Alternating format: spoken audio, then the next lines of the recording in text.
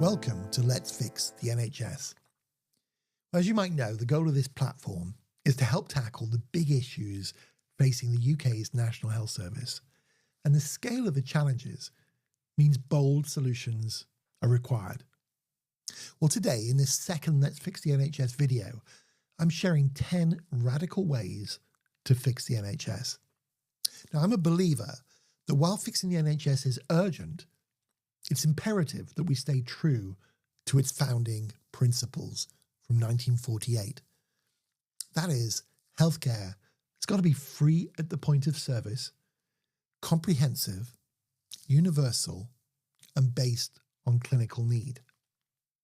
Now, going back to that free at the point of service, already we know that we have to pay for dental appointments, for example, or certain dental treatments.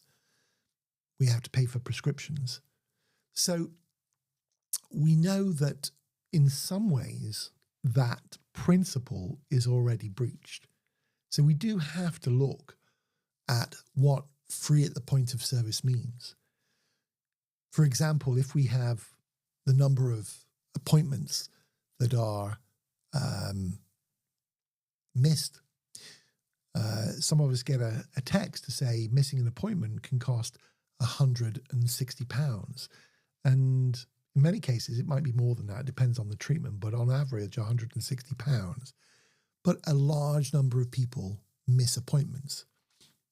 Now, it's hard to force people or even to fine people if they miss appointments, if the technology in the NHS doesn't work. Many times I've had appointment letters that have arrived after the appointment, quite a lot after the appointment. And the digital communication isn't yet what it needs to be.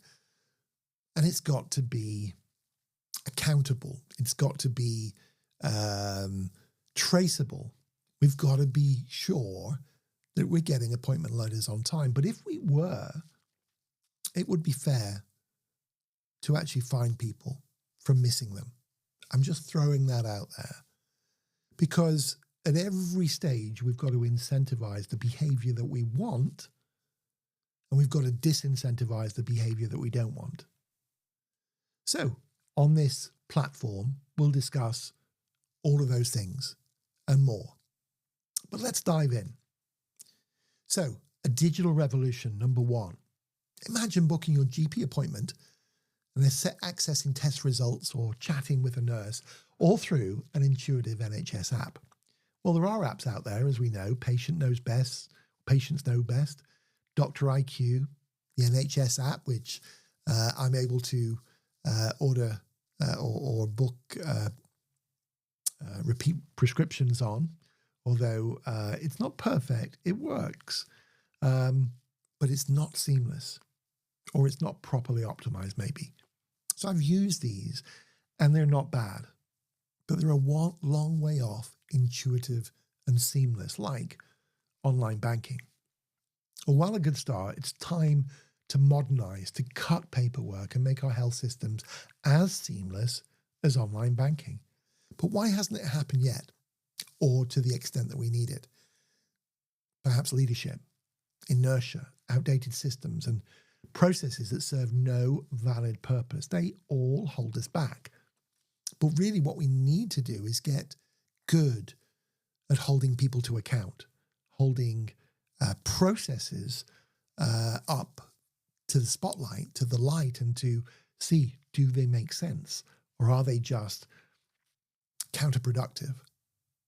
Well, we know that enabling external suppliers to safely manage medical records and other data, it is fraught with risk and with challenge, but it's not impossible.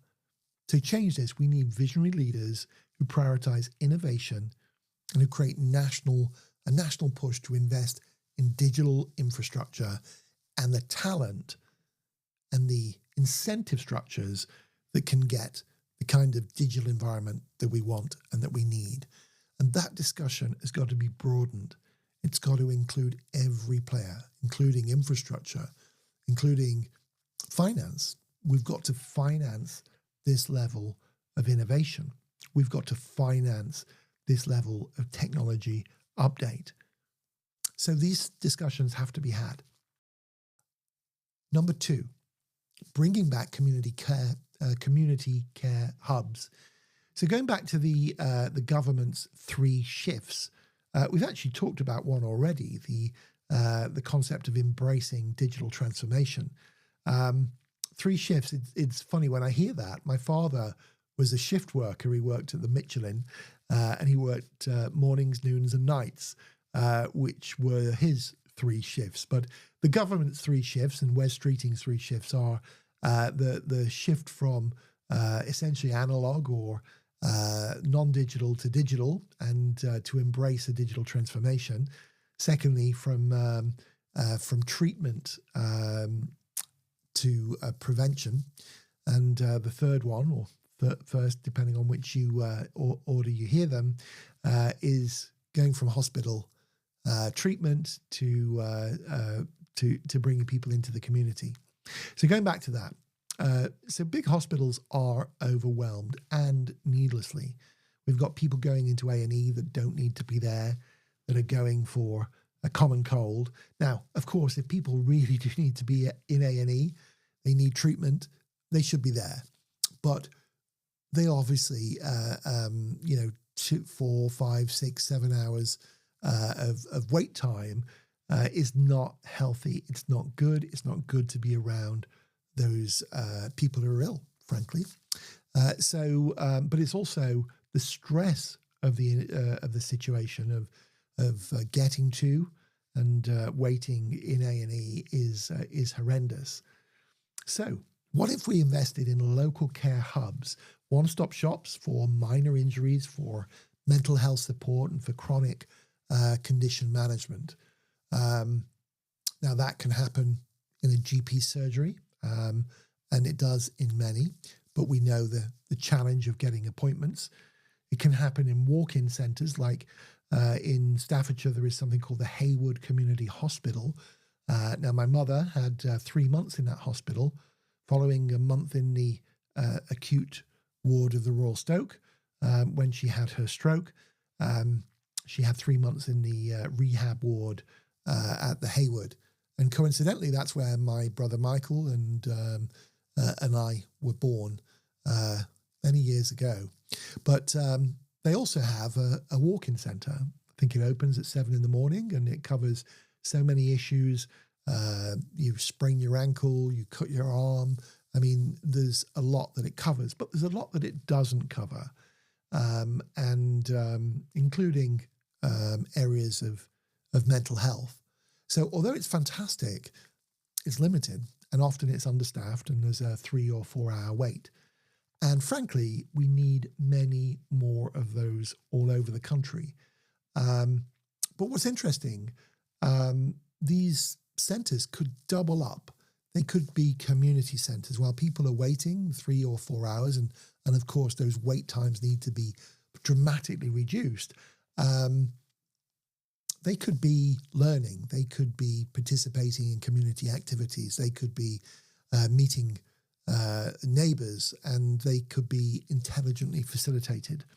So we'll come back to one of the other points further on about community hubs. So it would relieve amazing pressure on the A&E. It would give access to certain types of care in the neighbourhood. Why has it not been implemented? Well, red tape. I think the NHS trusts have been poorly resourced. Obviously, it's a lot to do with investment. But we really need that investment to flow if we are going to get people from away from the major hospitals and into these minor centres. And some of them are very sophisticated.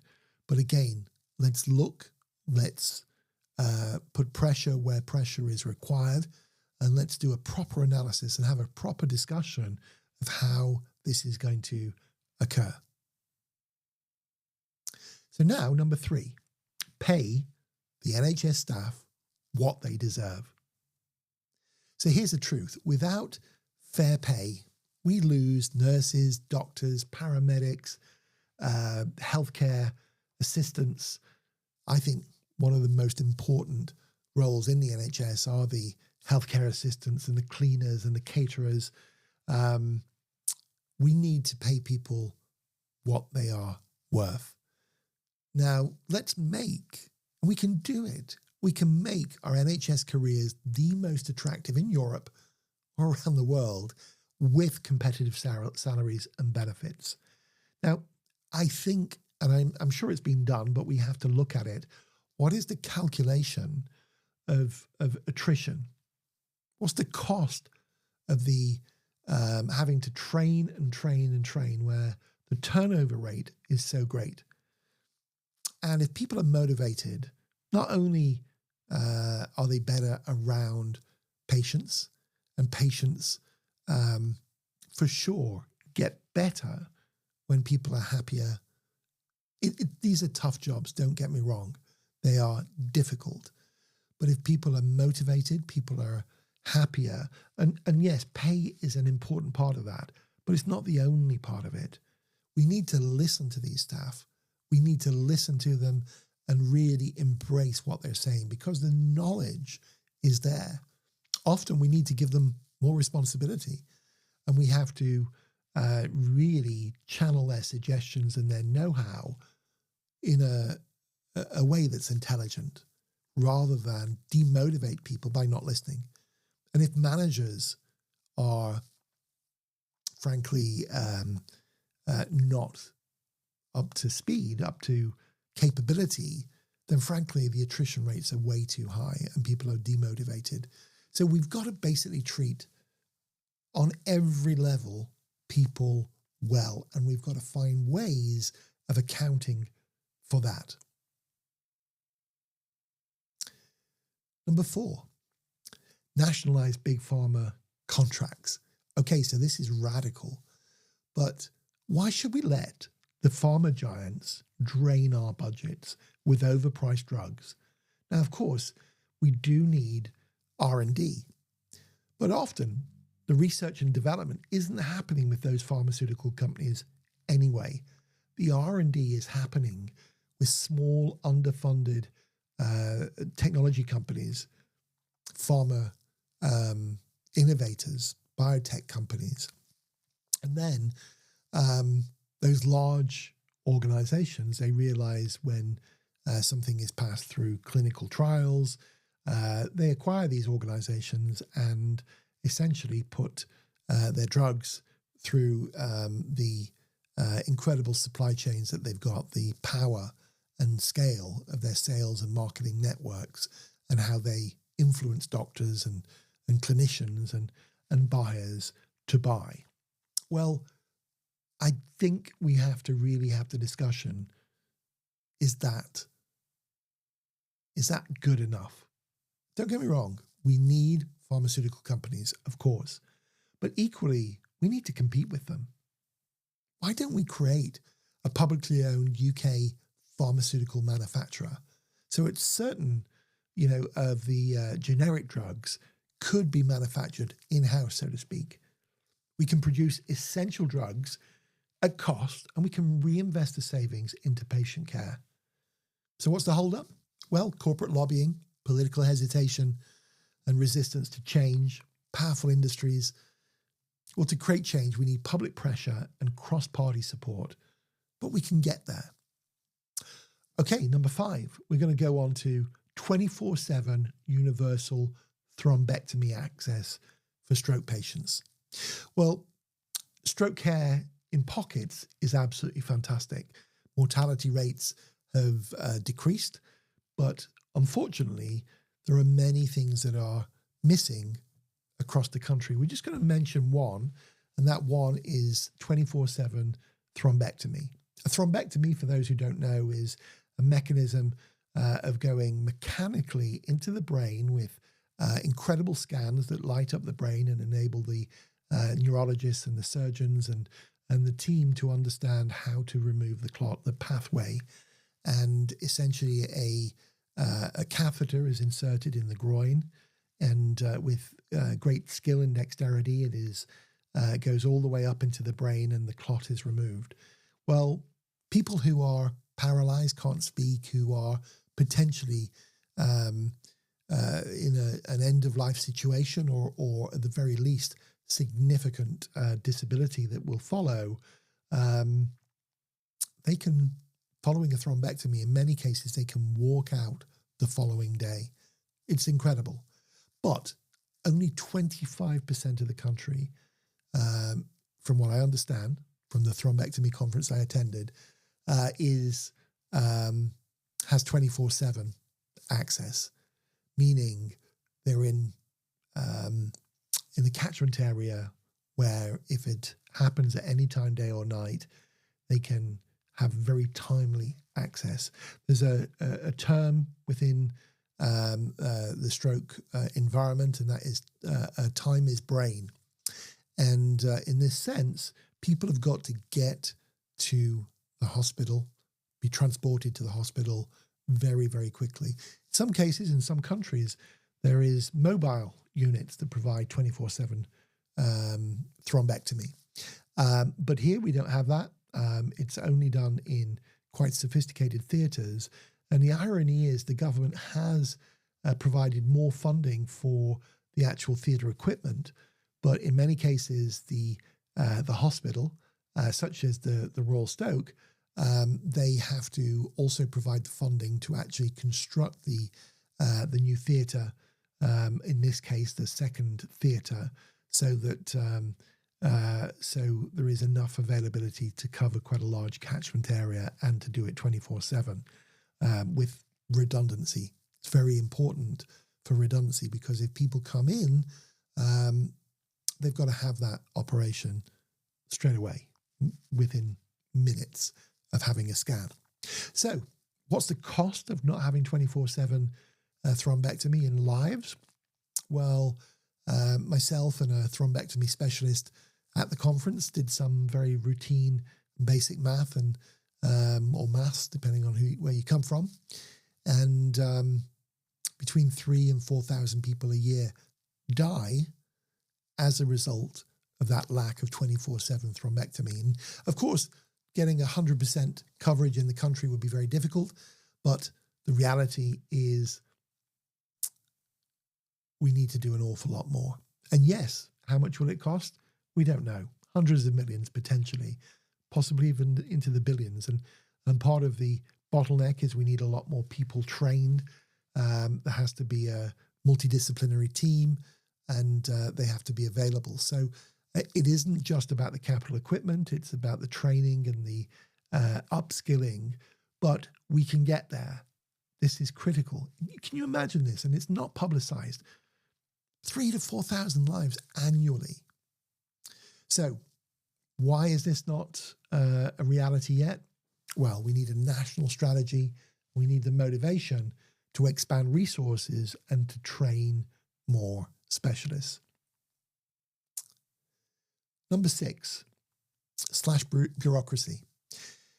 We've really got to empower frontline staff. So for every extra manager, how many nurses could we hire? By cutting bureaucracy and giving frontline staff more decision-making power, we can ensure resources go where they're needed most, and that is into patient care. But the current system, as we know, is entrenched in top-heavy management structures. And now, don't get me wrong, we need validation, we need the care commission, we need checks and balances, but a lot can be digitized, or a lot can be pushed down to give more responsibility for frontline staff. We could, for example, bring into play old-fashioned matrons. This has been something that's been put forward as a fantastic idea. I think the rules, don't get me wrong, I've said that several times, the rules can get in the way, but the rules are often there for a good intent. So, of course, we don't want to cost lives for routine mistakes. There's some of these checks and balances stop. So, for example, cleanliness. We have to make sure wards are spotless. We have to check that they are. We cannot have a sepsis or MRSA and so many other terrible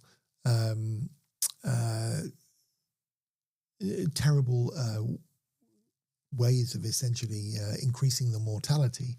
But at the same time, we've just got to make sure that these processes and systems are cost appropriate. Okay, so we do that, we create the reforms, and we empower clinicians. And I think that is what people want. They want to essentially do their work. They don't want to be waiting around. Okay. Number 7, tax sugar, not health. Obesity costs the NHS billions annually. Now, a hefty tax on sugary drinks and junk food could provide or could fund prevention programs and incentivize healthier choices. Now, I've got to be honest, I've had a lot of stress over the last few years, and it is perhaps an excuse, but I haven't ate well,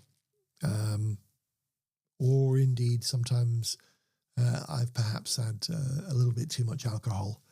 But I have, I've never smoked, but for sure I have, I've been lured by the wrong kinds of foods. And many people do.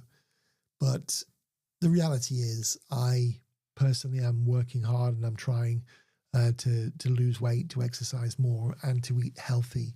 But I've got a long way to go. But would it help if all sugary treats and junk food was taxed? I think it could. I think it certainly would. So why has it not happened? Industry lobbying, fear of public backlash. We need a public awareness campaign that highlights the health and the economic benefits of this kind of tax. And, we think about it, it's happened with smoking. We had a smoking advertising ban, and of course, we can't smoke in public areas. I've never smoked, so I don't know what the problem is, but I'm not directly affected by this, other than when I go into a public building, and it's not covered of smoke. I remember years ago reeking of smoke. Now, I guess sugary treats or drinks don't, and even the language, I'm using the language treats, which in a way could be better calling it sugary poison. So I think what we really need is innovation in communications, and the anti-sugar lobby needs to be funded, and we really need to get intelligent, and particularly from a young age where people are brainwashed. We know that. So again, this is such a big issue, and there are public policy mechanisms, public health mechanisms to create change. But of course, what we also really need to do is we need to show and reinforce all of the positives of health. And doing this, decreasing the burden on the health system is good for everybody. It's good for the nation, because when people are awake, then they are better able to be productive and earn for themselves and their families. So there we go. That's number 7. Number 8, we've got to reinvent medical training. Let's shake up how we train doctors and nurses. Well, free tuition for medical students, perhaps in exchange for 5 years of NHS service. It's a win-win.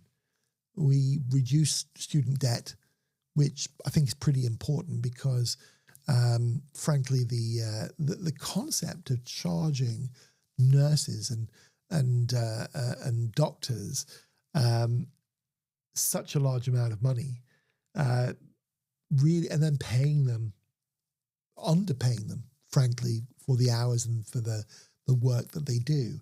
It just doesn't compute with me. We want people to be educated. But if we are funding that education and funding a lot more, then frankly, but asking something for it. Don't get me wrong. I'm saying it again. We shouldn't be providing free education with no strings. We should be providing free education with some strings that add value. And hopefully that 5 years, if that's the period, gets people so enamored with public service in the sense that NHS is public service, then what we're doing is paying dividends many times over. So what stops us? Well, of course, budget constraints. But I think we have to also look at AI-powered education. We've got to speed up the educational process. We've got to speed up the mechanism of finding the right people. And of course, we will bring people in from abroad, and the NHS would not survive without educated people from abroad. But frankly, we need to really bring people in and select incredible people. So we need a unified push from universities, from medical boards, and from the public to make this a reality. Number 9. Now, I really like this. A national volunteer corps. Well, the NHS belongs to all of us.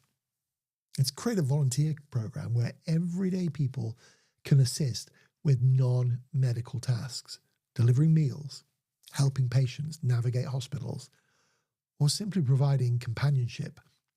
Well, of course, we understand that people will need a level of training to do this, and many hospitals and many community health systems, even local GPs, do use volunteers from time to time.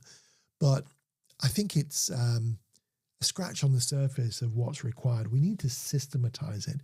We need to bring in people who are retired. We need to not just take from these people, but we need to give them value by being part of a community effort. We could, for example, give them free meals for their volunteering. We could give them subsidized transport if they are going to volunteer at a hospital. Of course, it's not a full-time role, but there's so many people who are retired and bored and who are lacking community, or people who are unemployed. And of course, we don't want this to be replacing the important jobs.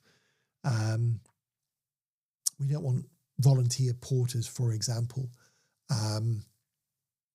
because a porter is a critical role within a hospital, and we need people who are fit and motivated and who are really able to hit a schedule, and who are contractually obligated to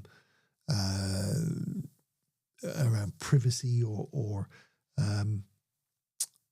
we need people who are employed. However, there's so many roles that people could have. So if we raise awareness and create easy pathways for people to volunteer, we could mobilize communities nationwide. In a way, this needs to be a little bit like the moonshot that President Kennedy announced all those years ago. I forget the exact statement. I need to look it up. I'm going to do Kennedy's moonshot, because it was sophisticated. What he said was his goal to land a person on the moon and return them safely to Earth by the end of the 1960s.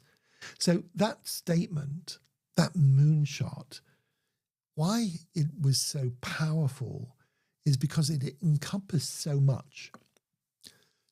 It's a singular goal, which is get someone to the moon and bring them back, return them safely to Earth by the end of the 1960s. So it had a deadline.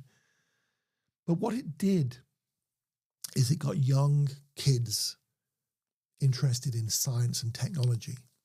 It got a nation excited about this prospect of doing something so wonderful.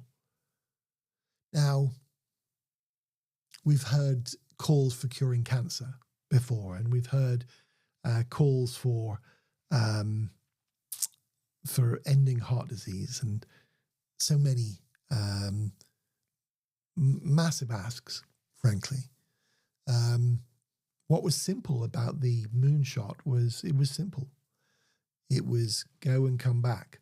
But what it did is it stimulated this fervor, this excitement, this vibration, not just in a nation, but in other nations that were around the world, because it was also a competition. And in a way, you know, calling for zero waiting lists is probably not the most exciting of moonshots, but we've got to find a way. Almost, again, if we go back to that war mentality, you know, the war, Second World War, I'm not talking about modern wars, but back then it was our nation needs you. And in fact, the First World War, wasn't it? It was Kitchener. But, and really it was about saving lives, and it was an existential crisis. But so in a similar way, we've got to bring people together, and we've got to make sure there is a benefit, multiple benefits for that participation. Okay, number 10, end the privatisation loophole. So too often, NHS money flows to private providers. So we need to end the outsourcing culture, where that outsourcing culture is, frankly, a boondoggle, I think the term is in the States, where it is essentially an easy ride for those corporations that frankly make significant profits and don't really add the value that they promise. Now, don't get me wrong. Again, I've said it probably for the fourth time. I'm sorry. We have to recognize that a lot of suppliers, a lot of outsourced supply is incredible. That could be in construction. It might be in catering. It might be in transport. But frankly, there's an awful lot of problems in these areas as well. Let me give you one example. My mum, when she was transferred to the Hayward Community Hospital, in fact, it's two examples in one. It's a 2-for-1. So when she was transferred to the Hayward, she was, with her stroke, very debilitated. She couldn't speak. She needed scans on occasions. And I went to visit her one day and arrived at, I think, about 2:20. And it turned out about 10 minutes earlier, she'd been sent to a scan at the Royal Stoke Hospital, about 4 miles away. They didn't have the advanced scanning machinery at the smaller community hospital.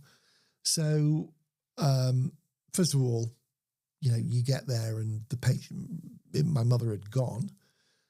So I thought maybe a couple of hours, I'll wait around. So I waited and I waited and I waited. And when they send her, they have to have an ambulance. They also have to have someone to accompany her in that case. And so one of the healthcare assistants accompanied her on that trip. And I waited and I waited.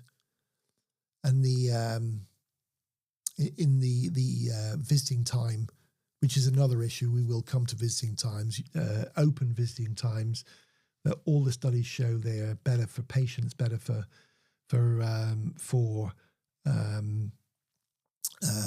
the families, and even better for the hospitals. But for some unbeknownst reason, many have very fixed visiting times, and they're really not in anyone's interest, from as far as I'm concerned. I'm going to look out the study and see if I can find it, but and I'll put it on screen if I can. But the reality is, my mum went for that scan at 2:00, and it was at least 8:30 in the afternoon. No, it was 9:00. She came back 9:00. So 7 hours to go for a scan. Now, frankly, there should have been a way of notifying myself and my nephew that where she was. But okay, we can let that slide. But the reality is, this stressed her out incredibly. There was no food at the Royal Stoke Hospital, and she gets back. And apparently they've been waiting for transport all this time. But she gets back, and the company, the outsourced catering provider, I think it was Serco, they were unable to provide a hot meal. They could not. Now, my mum was on what's called level, I think at that time, level 4, which is essentially pureed food. And I just cannot get my head round the fact that a catering company was not able to provide a hot meal. So I had to, obviously I was there for her to come back, and she was clearly stressed by the whole environment. So I had to, and because she couldn't speak and communicate in any way, I had to advocate on her behalf. And the most they could do is to heat up a tin of soup. So I was absolutely livid. I was furious. And I was a little bit rude to the caterer, which I did apologise for after, because it wasn't their fault. But between the NHS trust, between the catering company, the outsourced catering company, this is crazy. And so many people in that hospital had said, when they had kitchens and staff and cooked their own food, they had flexibility, they had much higher ratings, and everyone was an awful lot happier. I don't know. What do you think about this? Okay, so money flows to these providers, and we need to end, I won't say all outsourcing, but we need to end outrageous outsourcing where, frankly, these major corporations are not adding value to the system. They're sucking value out, and they're sucking profits. Some would argue, many of them would argue, that actually they're cheaper overall. But when you take overall satisfaction, when you take, the cost of changing a light bulb can be, extortionate, and doing simple things, because there's no staff there, unless that staff needs to come to change the light bulb. The old-fashioned way was to have engineering teams and maintenance teams, and they are part of it. And I think the challenge is people are disassociated. They feel like they're not part of this mission. They work for that third-party supplier. So how do we untangle this spaghetti? How do we get rid of these organizations? Well, there's got to be a way. There is a way, and we've got to be radical. We've got to hold these organizations to account, and if they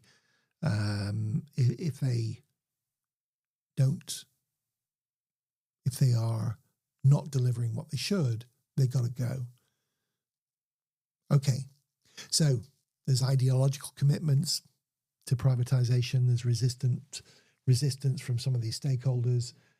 but we need the strong leadership that puts patients before profits. Okay, so that is the 10 radical ways to fix the NHS. I mean, some of them are not that radical, to be honest, but okay. So the NHS is on life support, but it isn't too late to save it. There are bold ideas. Some of these ideas are bold, and you might say they're controversial, but the NHS was built on radical thinking. What's stopping these changes? Well, leadership that's too cautious, bureaucracy that stifles innovation, and a public that's often kept in the dark. The solution? Well, we need a movement. We need a groundswell of support from people like you. Which of these ideas resonates with you? Which have we missed? Let's start this conversation. Please comment below. Subscribe to the channel. You can subscribe to it on YouTube, and I'd really appreciate if you do that. But also go on to letsfixthenhs.help, where you can subscribe to the newsletter and you can join the conversation. You can comment on the videos or the blog posts. Together, we can do this.